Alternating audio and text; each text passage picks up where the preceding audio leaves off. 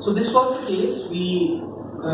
A 27-year-old male presented to us with a swelling in the left foot for about a few years, and it was an insidious onset swelling and gradually progressive to attain its present size.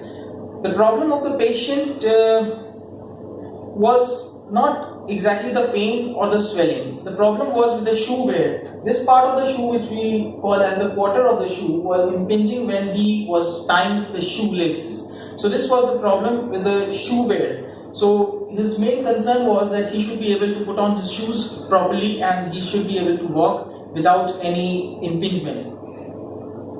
So on clinical examination, it was an ovoid shaped swelling about 6 into 3 into 2 centimeters on clinical examination. It was soft to firm in consistency. The local temperature was not raised. It was mildly tender to touch. It was not adhering to the underlying tissues, and the overlying skin appeared to be normal.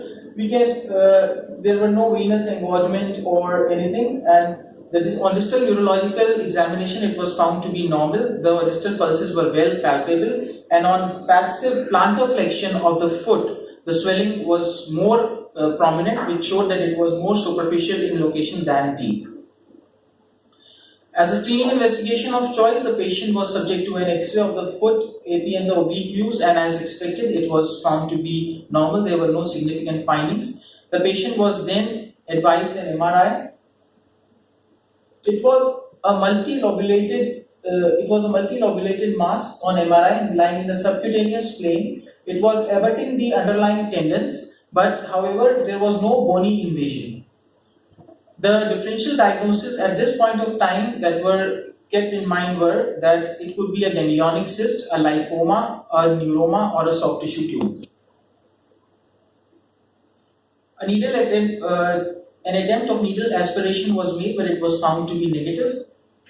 The patient was then offered a surgery in the form of excisional biopsy. This is the incision that was planned. This was considered in accordance with the principle of biopsy, that is, all radiological investigations were done before any invasive procedure, and longitudinal incision is preferred.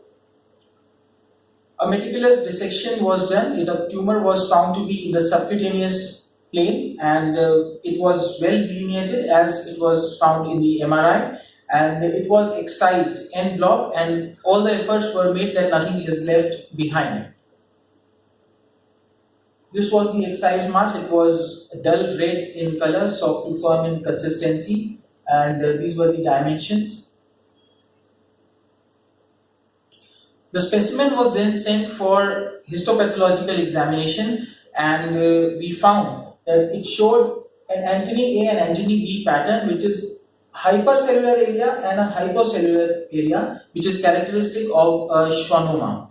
Now, for further immunohistochemistry examination, the specimen was sent to a higher lab, as this was not available in our center, and it was found to be positive for S100, which further confirms that it was a schwannoma.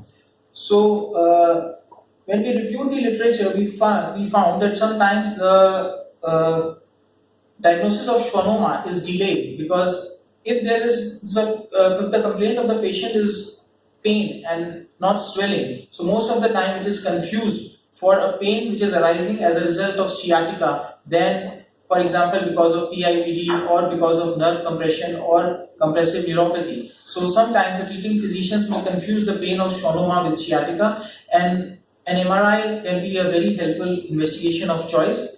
So this is just a point that I would like to highlight from review of literature. Thank you.